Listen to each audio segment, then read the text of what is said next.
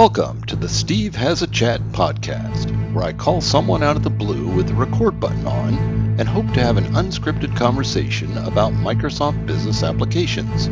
Let's see how it goes. Enjoy.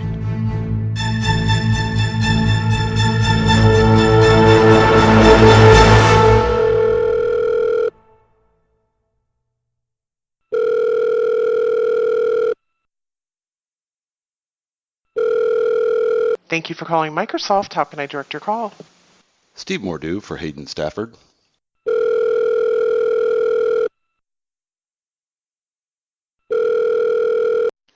Business application sales, how can I assist you today? Steve Mordew for Hayden Stafford. Let me check if he is in. Is he expecting your call? Yeah, I'm Mr. Nadella's assistant. He'd like Hayden to take his place in a golf game with some enterprise customers. I see. So Mr. Nadella would like Mr. Stafford to play golf instead? Seems Mr. Nadella forgot that he doesn't play golf. I'm not sure if Hayden plays golf either. Of course he does. All tall people play golf. Okay, let me try and connect you. Thanks. Hello, this is Hayden. Hayden, Steve Mordew, how's it going? Oh, hey, Steve. I'm good. How are you doing? Not too bad. I do this podcast where I just reach out to folks at Microsoft about business applications and talk about things. Would you be interested in doing that with me? I've heard you do that a few times in the past. With so people you know like what's coming, and whatnot. So I think I'm already on the line. So why don't we do it? You are. I already hit the record button. Okay, busted. Busted. So lots of folks in the channel already, kind of know you because they've seen you around. Not quite as visible as some of the product people that are down with the partners talking and doing presentations, but you're certainly a guy that people are aware of. But for those that aren't, maybe you could kind of tell me what your role is today, and then we get a little bit into how you got into that role. Great. So I do want to be a little bit more visible, particularly with our partner community. Couldn't make it where we're at today without the partners. You're hard to miss being like 7 feet tall with red hair. 6'5", 7 foot with the red afro, Steve. Yeah, there you go. You're hard to miss. Yeah. My name is Hayden Stafford, and I'm the corporate vice president of sales for our business applications team. So think of me as one of the three legs on the stool in terms of product, engineering, marketing, and sales. And I have the sales side together with Alyssa Taylor and James Phillips. And I've been in this role, Steve, for about a year and a half. But I've been in the Dynamics business, in Dynamics sales, for just celebrated my 5-year anniversary, as a matter of fact, back in early May. Congrats. Thank you. So what was your journey to moving up to? Either congrats or your apologies, either one, right? No, I think you've got a pretty enviable role right now, and it's got to be really, really fun with the stuff that's going on. But prior to this particular role, which, like top dog on the sales stack, what were you doing before? What got you to this role? Well, it's kind of a serendipitous story of how I got here, Steve. I was actually at Salesforce. So very much on the kind of the front office CRM sort of stuff before I came here, and I was recruited in, and I was a little hesitant given the position that Salesforce had and how Microsoft was stacking up in the competitive ranks, and I was not convinced. And I'll tell you, I had an opportunity to meet with our senior executives, and Satya was brand new, and he talked about the investments that we were going to be making and what the vision was to be for Dynamics. I mean, hell, he used to run this business. Yep. And I was sold. I was sold on where it was going. So that was back in 2014.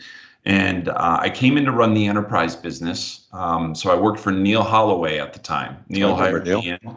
Yeah. And I came in with a guy named Victor Morales, kind of right around the same time. And we're breaking apart John Kennedy. Remember John Kennedy? Yep. Was it John Kennedy? That wasn't John Kennedy. I can't remember his name. Anyway, he was moving it from just an all-up sales role to enterprise sales and partner sales, and that's where I came in, Steve. And did that for Doug Kennedy? Doug Kennedy. That's it. John Kennedy was our president. Yeah. Similar. Yeah. It's funny. I remember Holloway 2-3 years ago at one of the Inspire events, I think when it was still called WPC, I went with him into a room that they had packed with Salesforce partners. And there was, I don't know, maybe 100 of them in this one side room. And we were Salesforce partners for like 10 years before we moved over to Dynamics, which we did in 2011 when they launched CRM Online. Okay. So he thought we'd be I'd be the perfect guy to get up and talk to all these other guys about, hey, come on over here. The water's fine. I don't know how successful we were in the recruit motion. I never got the results of the effort, but we certainly gave it the college try. So I came from kind of the same place you did. It sounds like, the Salesforce camp, and had to make kind of the same kind of thought that, Salesforce, is the market leader by far. And, Dynamics at that point had just launched their cloud product. And we had to kind of go through that. For us, it was a little easier decision because we were a small fish in a big pond over there at Salesforce. And right. When Microsoft first launched Dynamics CRM Online, I kind of looked over the fence, and the first thing that I noticed was nobody's selling it. Yeah. Because their whole channel was on-premise partners. So we just saw an opportunity to suddenly become a big fish in what was then a small pond. And it's been a good ride for us. I never looked back. You had first mover advantage there, Steve. Never and a lot of partners have made that move since. In fact, one of my favorite partners to talk about that made that move were the guys that did Cloud Sherpas, and are now Barhead. They had built 2 solid businesses on their Salesforce relationship, sold them, made a good chunk of money. Could have done a third, but they saw the opportunity here, and now their business is growing significantly.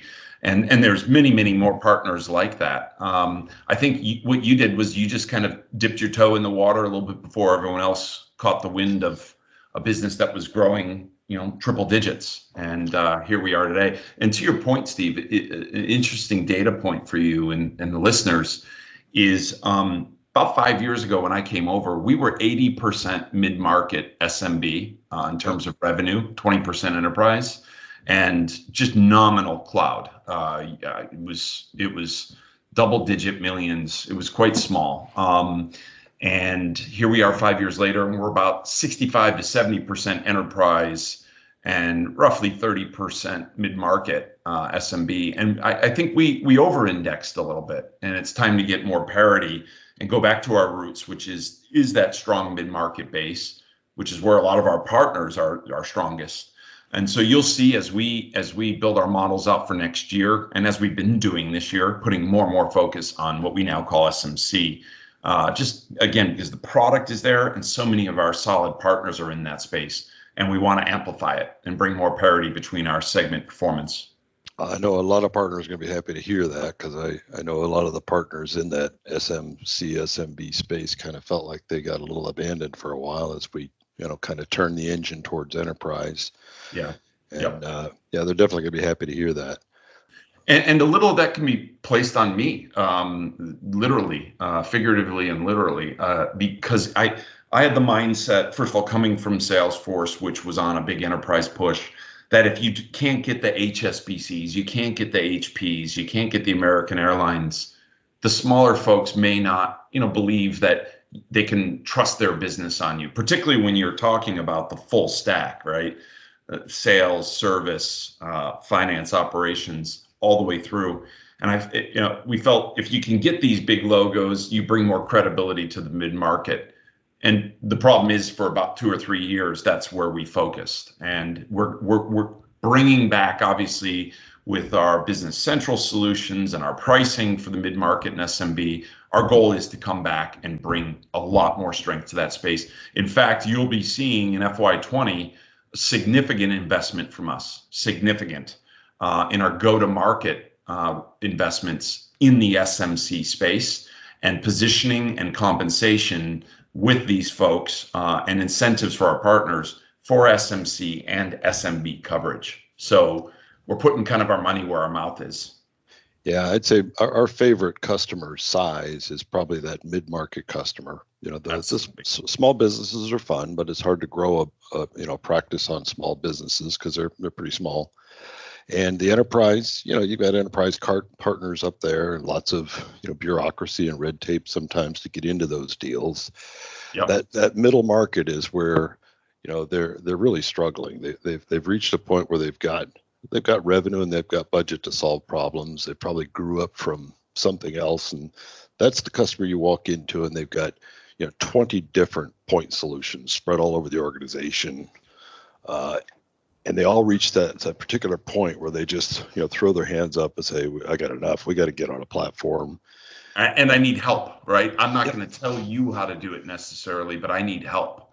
Far more receptive to ideas. They want you to go on the journey with them. I'm not saying that the enterprise customers don't want the help, but you just find it being a lot quicker and a little bit less painful when they're doing a significant project. I agree with you, Steve. It's a great area. I have the most fun in those opportunities and working with our partners in those. And delivery seems to go a little bit more quickly as well. Well, I think the breadth of the platform today, versus where it was just when you came on here a couple of years ago, it just exploded in every direction. And I think the biggest advantage that it's really given us from a sales standpoint is we no longer have like one or two big products to sell. Right. We got a whole bunch of stuff, and we've got and not everything requires a partner or developer to use. So we got lots of citizen developer capabilities. There's a lot of different ways to get into those companies and give them something. Whereas before, we pretty much had, it was all or nothing. If you're not going to take out Salesforce, then call us when you're ready to. Exactly. And I think there's really two pieces there, Steve, that I know James and I are really excited about. First of all, as you said, if they've got Oracle or SAP or Salesforce in there, there's so many other angles. There's no longer the excuse of, well, they got SAP, Oracle, or Salesforce, therefore we don't need you. There's so many other entry points. But also, there's entry points and there's opportunity to not only sell the solution, whatever that solution is, that's your entry point, but there's so much you can bolt onto that from a value standpoint, a value for upcharging and upselling because of the outcomes that the customer is going to be able to get versus just a single thing. I mean, think of just all the inherent out-of-the-box AI capabilities, the extendability with Power Apps, Power BI, and Microsoft Flow, and what that does. So for Microsoft, it's great, and our partners, because there's a good revenue upside. But for our customers, they can bring so much more value out of the box than what we were able to provide before. So I see it as a win-win opportunity for everyone, the customer, our partners, and for Microsoft. Yeah, I think Flow is the equivalent of business applications crack. I mean, people get hooked on that, and it's about the easiest thing for them to engage with customers. They can, anybody at any customer can go start playing around with that, get almost immediate value. And it's just become such an easy entry point for those customers to come in and solve problems. It together with the whole Power Platform, Steve. Yep. And I'm not saying this as the cheerleader sales guy here. It is the most exciting thing that I have seen happen to our suite of solutions since I've been here, because there's so much support for it. Satya refers to it as our fourth cloud.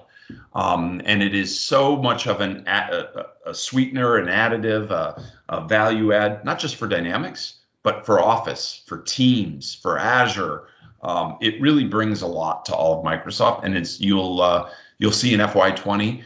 Again, we've recognized that, and we're putting a lot of accountability into people outside of Dynamics to learn about the Power Platform and to sell it, and accountability to sell it, because it's so multifaceted, and it's growing so much, exponentially growing right now. So as the guy who is probably measured on selling big solutions to big enterprise for a while, when this debate was going on about potentially opening up the platform and having other people suddenly involved in the mix, different ISVs, different things.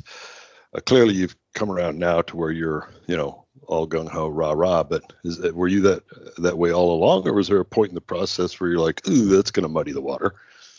From the standpoint of engagement with our ISVs and partners, or the rest of Microsoft's engagement?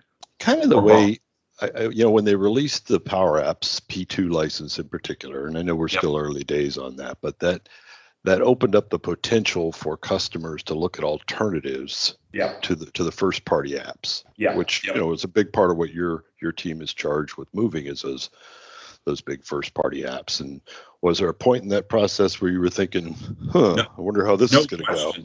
No question, Steve. My biggest fear is that it cannibalizes those first party apps. And we've got instances globally. I could rattle off names, but I will choose not to on this forum.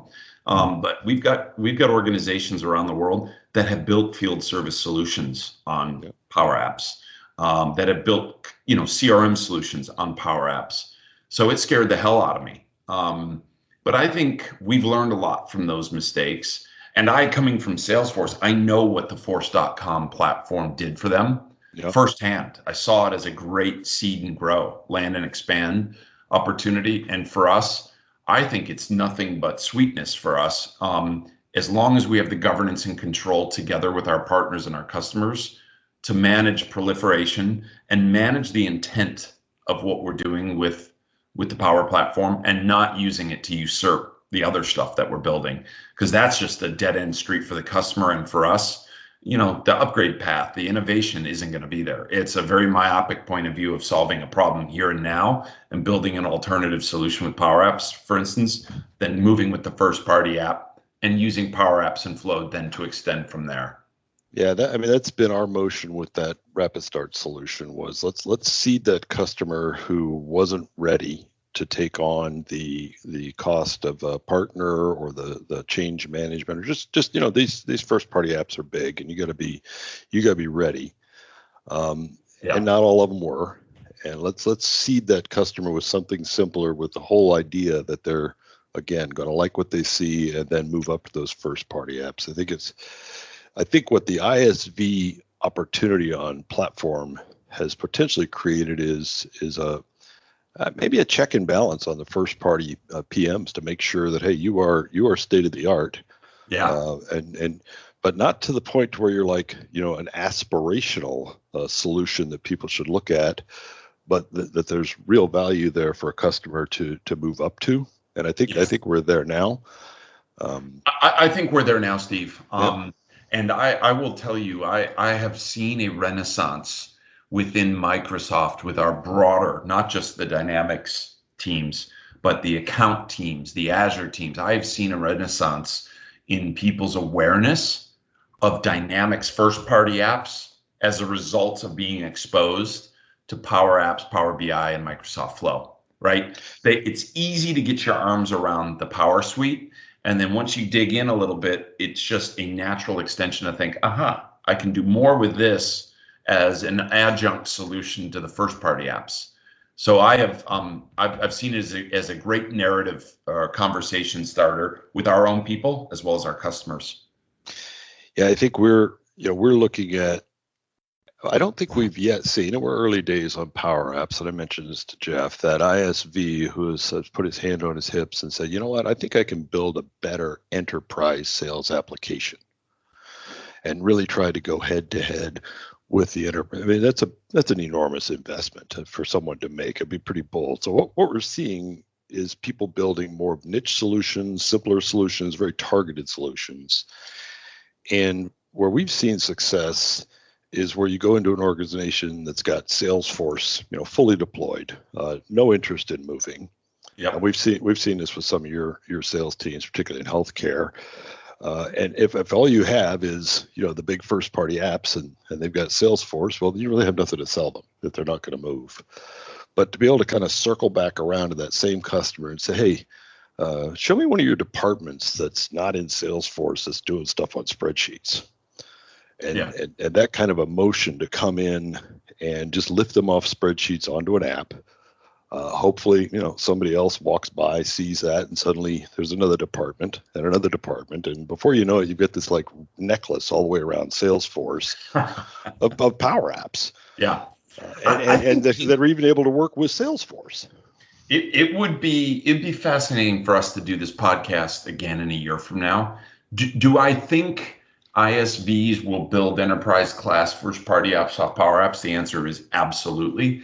And I think it happens in the coming year. Already, there are several ISVs out there. I'll refrain from using specific names, but there are several that are building stuff that they are orienting their entire company around and going to market with a finished app built on the Power Platform.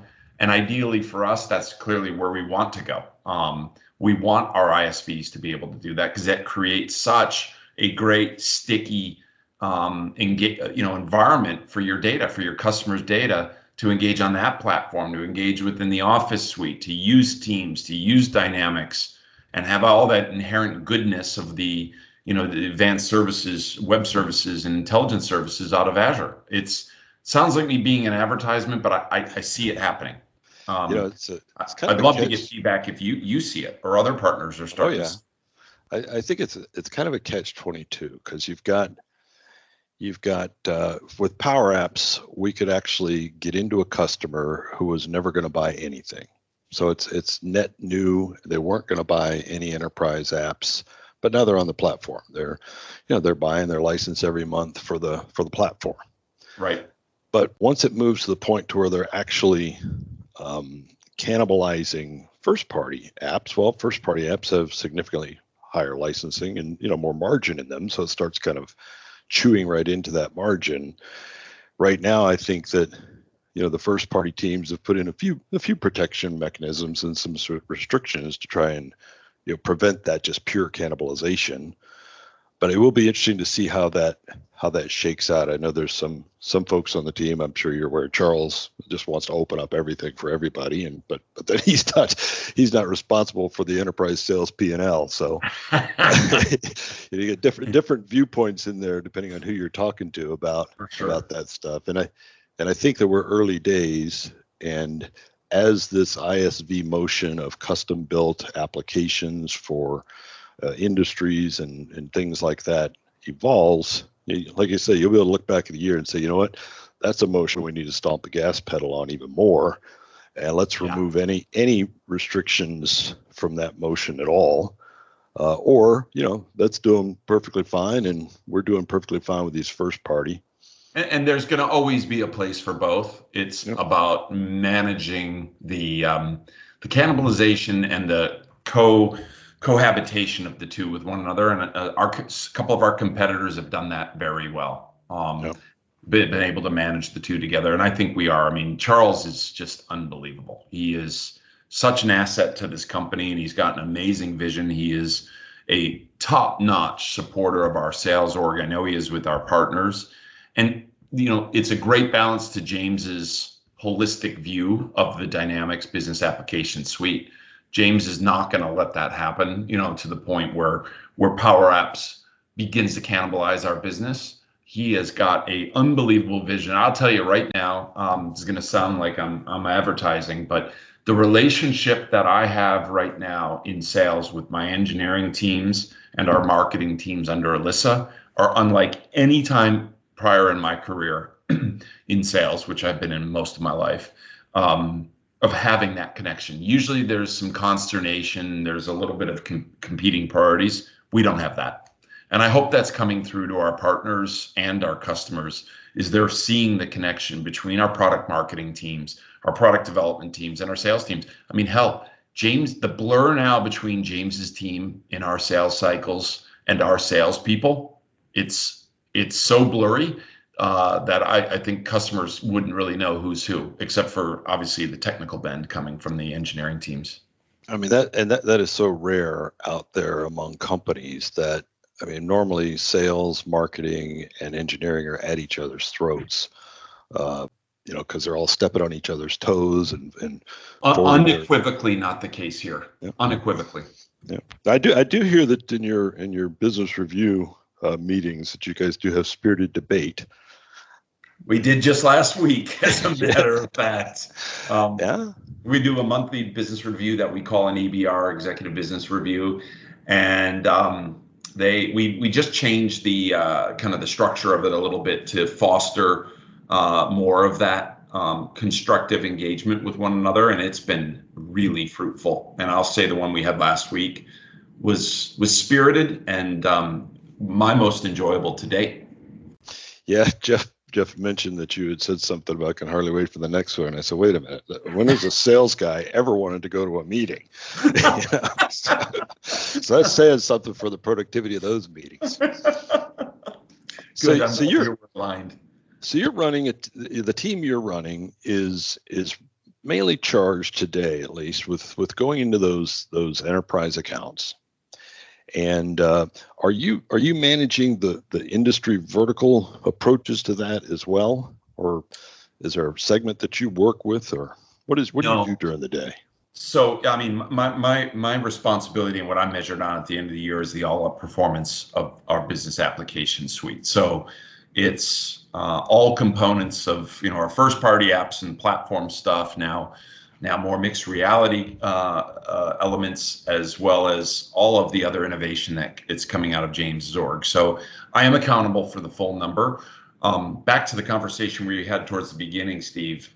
Traditionally, our headcount was almost all enterprise. We had a little bit of mid-market back in the days when we were called SMSP, when we had that division SMSP. But Mercury changed a little bit of that, and there was a heavy pivot to enterprise. So the teams that I'm responsible for are largely those teams because there's just so few in the SMC space. The industry angle needs to be more prevalent. Needs to be. I think we're really clear on James's strategy of where the product development's going around in industry, or around horizontal. The 80% completion, the final 20 is where the vertical flavor comes from our partners. But what I see our teams doing more and more, and it's happening very clearly around the world, is first a pivot with our sales teams around regulated industries, your healthcares, your governments, your banking. But you're going to start to see more and more of hiring and clustering around the regulated industries, plus some of the sweet spot industries that we have that just there's a lot of success in. And it's different between geographies. So I don't have that responsibility for industry, but if you're going to be successful in business applications, you've got to have an industry angle. And my black belt organization, so you've heard of the GBBs, like Steve Rogers in Europe, Renee Nee in the Americas, and Dave Miller in Asia. Their teams are going to take on more of a major and minor capability, majoring in an industry, minoring in a workload from a sales perspective, and from a technical pre-sales perspective, a major in the workload and a minor in the industry. To be successful, you have to have that. Do you still see from your chair the biggest competitor out there being Salesforce? On CRM, no question. We are toe to toe on every deal, but I'll tell you, someone who's really come on. I mean, there's SAP and there's Oracle and there's Zoho and others like that. But I'm seeing a lot of Pega showing up, not just in banking, but in utilities, telcos. Seeing a lot of Pega. It is interesting. Sometimes you'll see these things on LinkedIn where somebody did a little live graph of something over the years, and those little bars moving as people have moved up and down, and you'll see these platforms kind of fall from grace over the years, and then other ones kind of pop up out of nowhere. Yeah, I'd love to see one on what's happening in that space. The CRM, particularly down in that SMC space. I think when you get up into enterprise, their choices are limited. They've only got there's only a handful of vendors that really are able to provide what it is that they would even need. You drop down into that mid-sized business, that opens up significantly, and you drop all the way down into the the small business, and they got 1,000 options to choose from. Every little cloud, CRM app on the world is out there. So, but you know what I'm finding, Steve, though, is a lot of the customers those are great options that are maybe bespoke to a specific micro vertical or a specific geography, but particularly in the mid-market, and even in SMB. I mean, look at our heritage, right? Great Plains and Division, NAV. Customers love that solution because it was a suite of capabilities. It was a packaged solution, and what I'm seeing is very few decisions made anymore around best of breed, and now more of a best of platform. And a lot of the companies are wanting to future proof and say, I expect my company to grow exponentially grow through the years. I want a company that I know is going to be there for me. It's not going to be a flash in the pan and a company that's coming in and out, but I want that suite. I want my stuff to work together. I want my data to be able to be leveraged in whatever SaaS platform SaaS application we're using. And therefore, those who can provide that platform, provide that connective tissue, and provide that long-term security of growth with them, you're seeing, I think, a major convergence starting to happen where it's a couple players and they're going to continue to get stronger and stronger. Like, I'll give you an example. I don't want to call out our competition, but 5 years ago, there were several competitors outside of Salesforce, SAP, and Oracle in the CRM space that we saw, lots of them. And now I don't see them at all anymore. I do see Pega quite a bit, but I don't see the others. And I think it's because of what I just talked about. I think, one of the things, every customer that we're seeing today is coming in the door, almost unanimously, their issue is we've got like 20 different applications, and we made the decision that we're going to pick a platform. Right. It wasn't a mindset for the longest time. When cloud first came out, it was almost the opposite. It was like, how many different cloud apps look, I can solve this problem with that one, and we can solve that problem with this one, and building these little house of cards of all these applications seemed like the preferred choice early on. But now, as all those things are kind of collapsing on each other and people are struggling to manage them, and the things not talking to each other, I think once they started seeing other options of things that talk to each other and came to the realization that, this stuff can all talk to each other, but not with what we've got. I think that's really where we've seen that platform idea kind of land with the customers. And, when they're thinking platform and they're thinking about, I want to minimize the number of vendors that I engage with.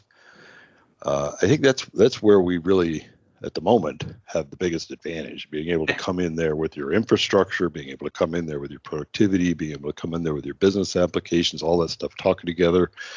And nobody else can really put all of those together today. And we're definitely seeing customers looking for. Microsoft finally has done.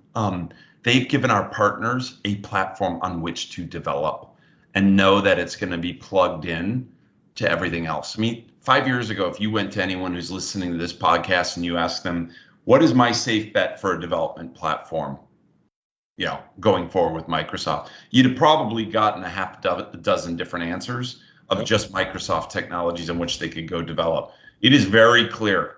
I mean, Satya has made it very clear that common data service, that platform layer that sits between our SaaS apps and our platform solutions like on Azure, it's clear. It's one place. You develop there, you're going to be in for the long haul with us.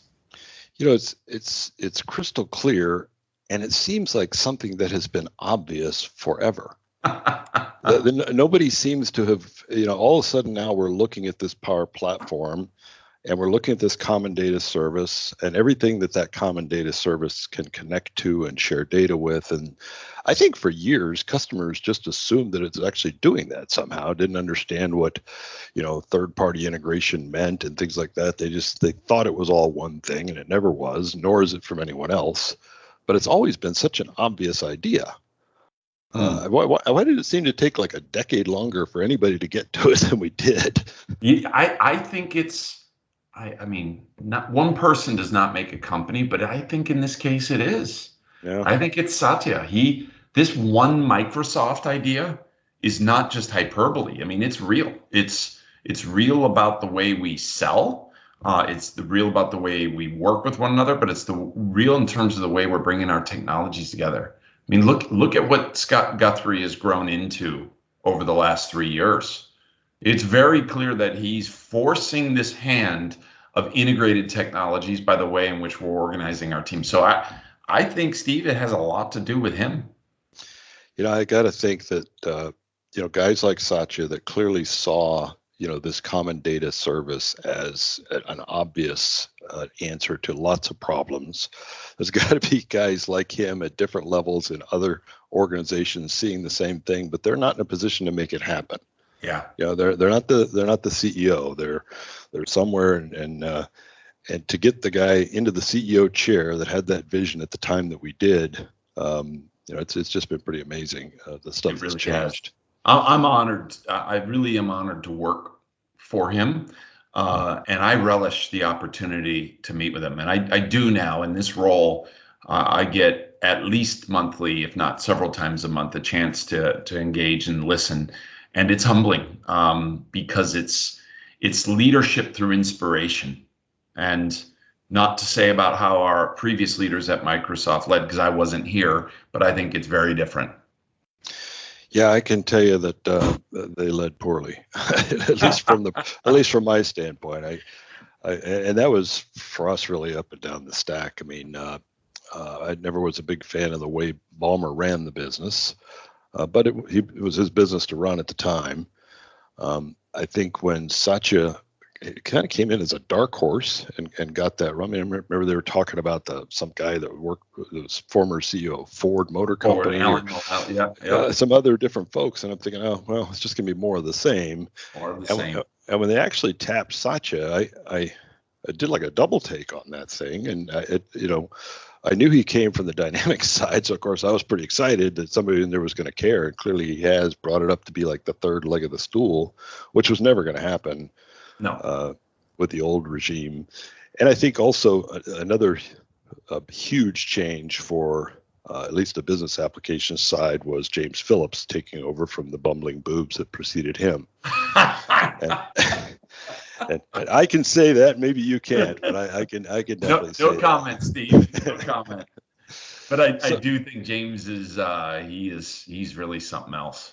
He's brought a lot of goodness to this business. A lot of clarity. And, a lot of the stuff we said on this journey, CDS, we were way ahead of ourselves 2 years ago when that came out.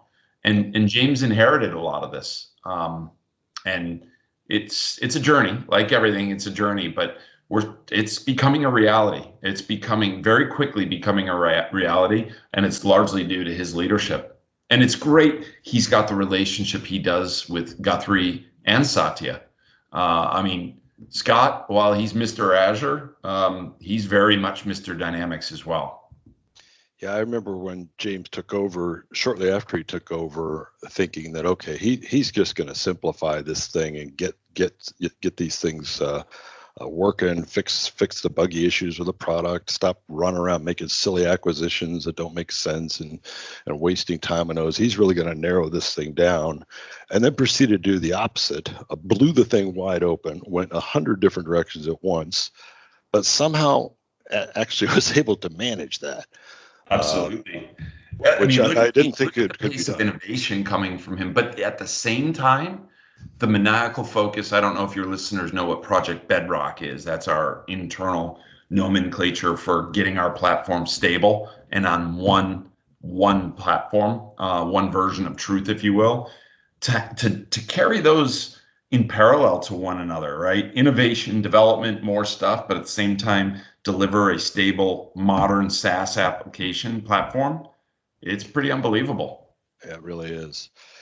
So you're focused on, well, you mentioned that you're going to be focusing your team and the efforts more on that SMC space. How do you see that manifested? We're certainly not going to take, enterprise SSPs and have them start calling out small companies. That's not going to make much sense, I wouldn't think.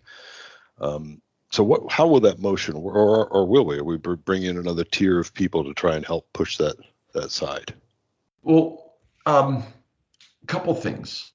To be successful, and I'm not saying this because I'm on your podcast here, but to be successful in that space, you've got to have a robust partner network that has somebody within Microsoft to co-sell with. There's plenty of deals that can happen without a Microsoft badged person helping, and our pipeline and our results show that.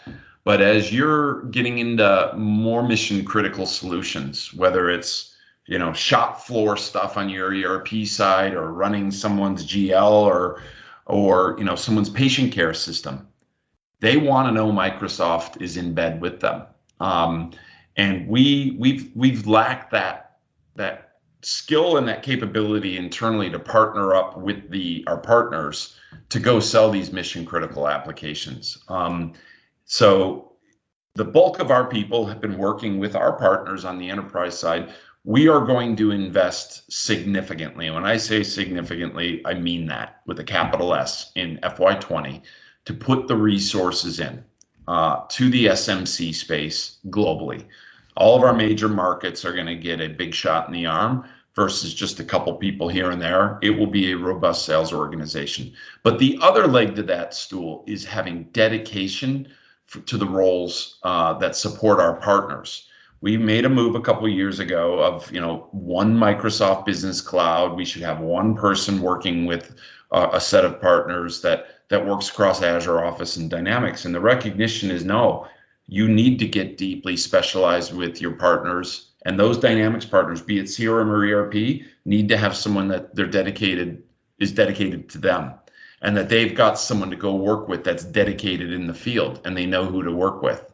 So those two elements have to happen in concert to be successful in the mid-market. And you've got to have the incentives for our partners. And we'll be rolling out some pretty exciting incentives for our ISVs, for our SIs, for our indirect partners, significant investments in FY20 to support that motion. And then lastly, a commitment to skilling. We're seeing, in many markets, 60, 80, 100% growth. We're outstripping the capacity of our partners. We don't need capacity of more partners. We need more capacity in those partners that we have to go and deliver. So I think some of the readiness plans that we're going to be announcing at Inspire and at Ready and some of the investments that we're making to skill up our university students, whether they're juniors or seniors, if you will, to get that capacity into our partners. We cannot make it just our partners' responsibility to get those people. Microsoft has to help them. So that's how I think we're going to do it, Steve. It's adding headcount to the field. It's adding dedicated roles into our partner teams and having very clear lines between SMB, SMC, and enterprise of people to work with, because we've blended it and blurred it over the last few years. And we're very clear that specialization and density yields high level of results. Yeah, I think that, you touched on one of the biggest challenges that we've had ever since really that we started moving to cloud. And I've had this conversation with Gabriella several times over the years, going all the way back, is that the innovation is outpacing not just the customer demand, but just the innovation is outpacing the partners' abilities to keep up and still have their head down and do the work they have in front of them. And the readiness has been a continuous challenge where we've got more customers asking for the new things and expecting the latest, UIs, the latest technologies, and not enough partners that are up to speed to deliver that. Lots of partners that can deliver the old stuff and can, fumble around, but not enough partner capability to deliver those new things. Yeah, I've got a deal that's literally happening today. It's my email box is full with this customer. It's in Europe, and it's with a partner that is a very big and very trusted partner. And we have absolutely eclipsed the level of skill within that partner and even within our team based on the vision that the company and the industry has set, and that therefore the customer has created for their business versus the capability of the people to go and deliver it. So the expectation level is being set at one level, and the ability to deliver it is at another level. And it's incumbent upon all of us, Steve, yourself, myself, Gabriella's team, and many others, to kind of narrow that gap between vision and reality. Yeah, that's independent of partner size. Totally. The big GSIs are struggling. The smallest partners are struggling. It's the one really I was talking about there in Europe was a GSI. Yeah, it definitely is. It definitely is it's a new muscle for partners that before James came in, you could pop your head up every year and stick your nose in the air and be current pretty quickly. But since James took over the org, things are happening weekly, if not more often than that. Things that are affecting everything you've ever known how to do in business applications are being changed. And I still see it every day, and I bring it up often in my podcast, the frustration that, there are customers today that are hiring a partner today who's going to try and build them something that is 5 years old on today's platform, with five-year-old skill set, and the customer won't know the difference. And the problem will be that when they don't have this awesome experience they're hearing about from Microsoft because that partner didn't skill up and didn't know how to give it to them, they're going to blame the platform. Yep, absolutely. And that's just such a frustration. Well, it pains me, Steve, to see partners struggle, because I think partially we're not doing enough from readiness, enablement. James has done a really good job on early release notes and lots of access to his team. But some of our partners, if you look just 5 years ago, the partner base, how they ran their business financially, right, from a P&L standpoint, to the way in which they move through delivery, waterfall versus agile as an example, it's a different world. And some of our partners are still in the old world and making great money, but that transition is never comfortable for anyone, whether it's you're an individual or a company. Fast transition where you're forced to move at this pace that the big juggernaut Microsoft's moving. It pains me to see that, and I see it every day, whether it's in the United States, Australia, Germany, it's everywhere. Well, you're talking about a juggernaut that used to move a hell of a lot slower for decades, and Yep. So the pace is just, and I don't think that they don't want to be current. Oh, no, I wasn't implying that. Sorry. Yeah, I think that. I know. I look at, I'm an MVP, so there's I don't know, a couple hundred of us, and we've got access to quite a bit of information that we are all still absorbing. And I'm on PAC, which is even a smaller group. There's stuff there that we're all absorbing, and I think about the people that are not in either of those things, that are just the broad partner community, and think, if we're still figuring this out with all this insight, how do they stand a chance to? Oh, totally. I look at some of our inner circle partners and PAC partners who give feedback about how hard it is. I shudder to think. Yeah. And this is not a Microsoft partner statement. I think it's anybody partner statement, what it's like for that small partner that doesn't have the easy big red button, right? To get in touch with the corp guys. Yeah, and I mean that's nonprofit generating activity, training and learning, and that's the hardest thing, I think, for partners that are just actively head down, working on making their money and making their numbers. Okay, so let's stop for a while and go learn the new stuff and watch that meter stop turning. It's a hard motion. If there's any ideas on what we can do to help, I invite anyone who listens to this podcast to directly engage with us and give us that feedback about what we can do to make that transition easier. Yeah, I'll put your cell phone number in the show notes. Because we want it to work, Steve. I mean, we know, but the point that I'm making here, obviously, is that I know the pain is there. I know the tension is there, but it's healthy tension that you wouldn't be feeling if we weren't a growing, innovating business, if you know what I mean.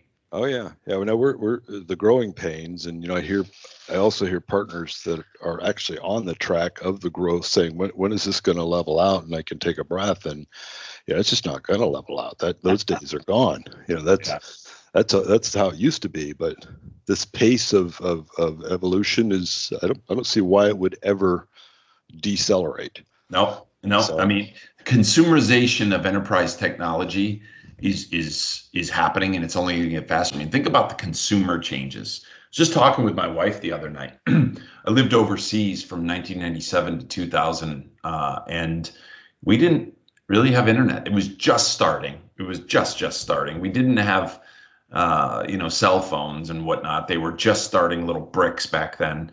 That rapid pace of consumer-based innovation is now coming to the enterprise. It's just now coming, whether it's ease of use, whether it's the agility of devices and how applications are driving, end user sentiment and engagement.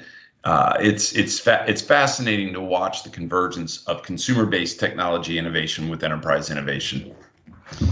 Some of that is generations too, right? We've got So, the next generation moving into decision-making roles. It's in the process of happening now. We're brought up, with a cell phone in their hand. yeah.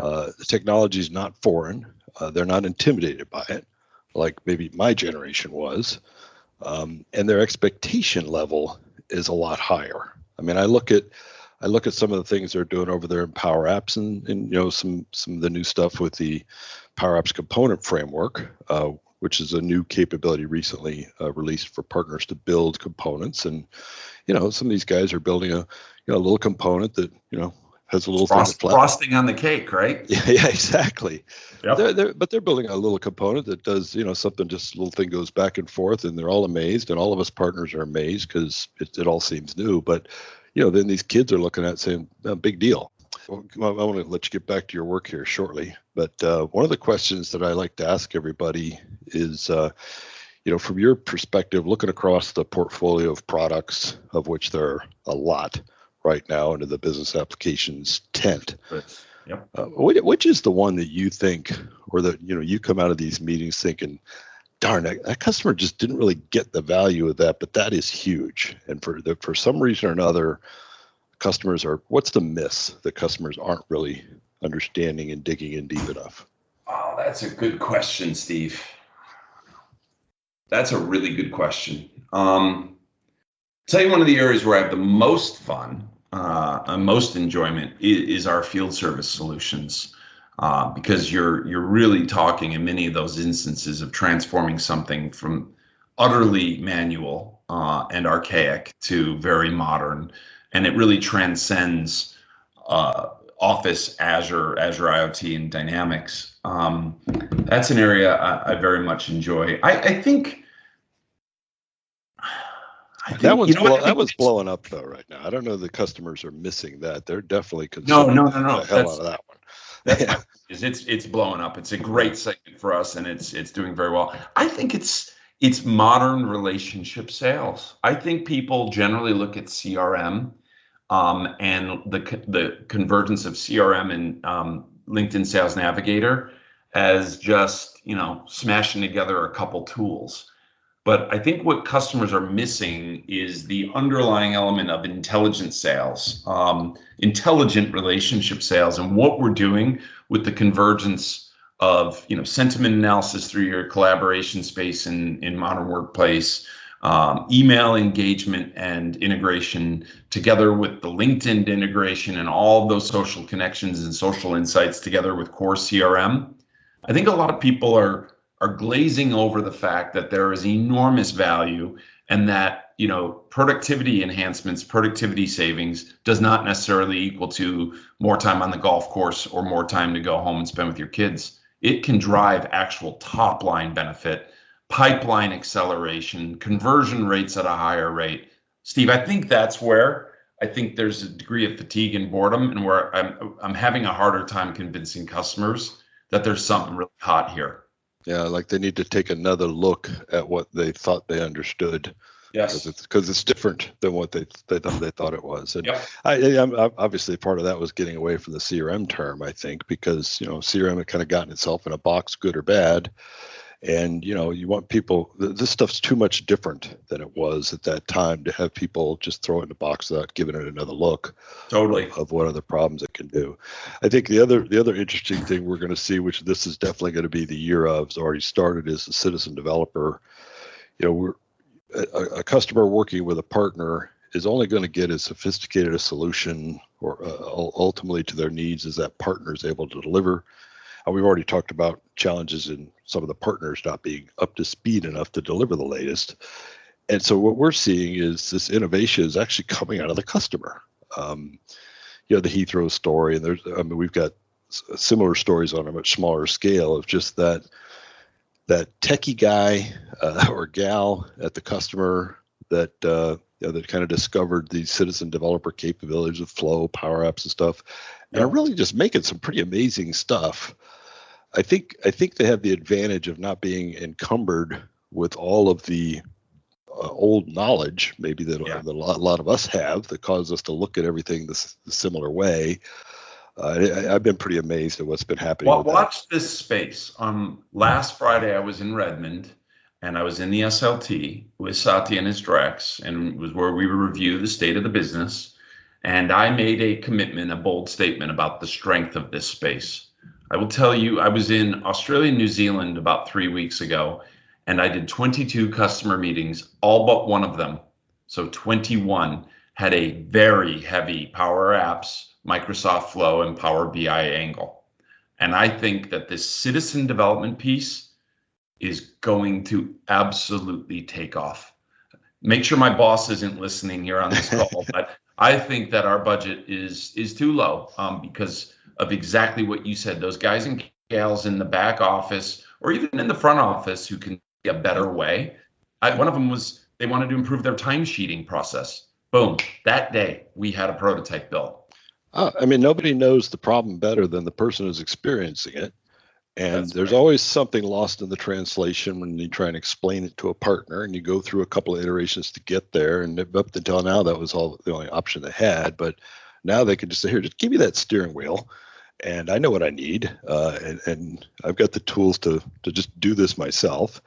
And I think that what it's creating is the opportunity for a lot of new customers that never would have engaged a partner to solve that problem or bought a business application to solve that problem. But because they can solve some of these problems themselves, it's creating a whole new customer base. And once these applications get mission critical, grow into something important, then there's an opportunity for, let's come in and lay some governance on top of that, or let's come in and lay some more automation on that. But I think we're going to see a lot of applications, very sophisticated applications built in the future that started as a Power App built by somebody at the company. Back to the conversation we were having about ISVs building a future enterprise class first-party app based on Power Apps. I see it happening. And, it's not just a business application play, though. I think that's where the Power Platform really sits in terms of being featured and really adding a multiplier effect to value. One of the reasons why we're making a significant investment in Modern Workplace with Power Apps and the Power Platform is because of what it can do to extend Office and our Modern Workplace suite together with our applications, our first-party apps. So you're going to start to see next year the convergence of Microsoft field sellers and field CSU folks that are going to be as competent on Power Apps as they are on Azure or Office. It's happening. Yeah, that common data service is just going to seep underneath of everything eventually. Amen. We're already seeing the brand new products that we traditionally would have expected to be coming out of the Office side, like Forms Pro, now being built natively on CDS, and so we're starting to see that movement right now, and it's exciting to see. So, what events are you going to be coming up to? You're going to be in Atlanta, I'm sure, right? I will be in Atlanta. At the Business Application Summit. Looking forward to that. In fact, just earlier today, right before you called me, I was reviewing some of the partner and customer meetings that I'm having. I plan to attend the oil and gas. There's an oil and gas event. I think it's on the 26th, 24th of June down in Houston. That is a space that is just on fire for us with Power Apps and connected field service. So I'm going to be attending that event. And then, of course, in July, we're right into Inspire and Ready. So the new fiscal year is going to be right around the corner. And I'll tell you, Steve, I'm so looking forward to announcing this is the year of Dynamics. It truly is, in terms of the investments we're going to announce, what we're doing with the ISV program, the co-selling program we're announcing, some of the incentives we're putting in the market. It's unlike anything. And I'm not trying to build up, hype. But it's unlike anything we've announced in the last 5 years. I think that's a message that we've heard before, but never more than now do I really feel that that's going to happen. From all the different pieces and parts and folks I'm talking to, too many common stories to have them all not be true. So we're all quite excited about that. Is there anything else you wanted to cover off? I think that just the last thing is thank you to all the partners that have been with us through thick and thin and have built their businesses on us. I know there was a period 3-4 years ago when I was frequently fielding questions from customers and partners. Is Microsoft really into this business? Is Microsoft going to divest? And, when you own a business and you're building a business on the back of something where there's questions like that, that's never fun. But I can tell you, and I know you all know this, you've heard it enough, but the amount of relevance that I see, I mean, just, 3 weeks ago, James List and I spent almost 4 hours with members of the board of directors and the SLT reviewing our go-to-market strategy for next year. That didn't happen 3 years ago.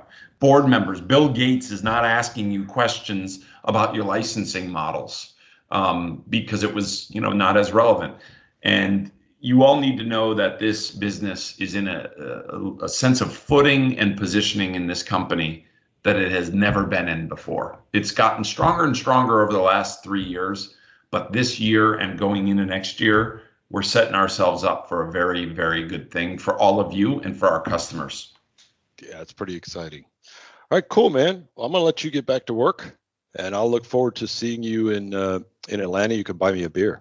I will buy you a beer, and I'm going to have to pass you off to one of my colleagues who I canceled this 1 hour segment for because of your phone call. I'll make sure that you buy her a beer then as well. Fair enough. This is my whole plan. I get everybody on these calls, and then I ultimately try and get a beer out of it.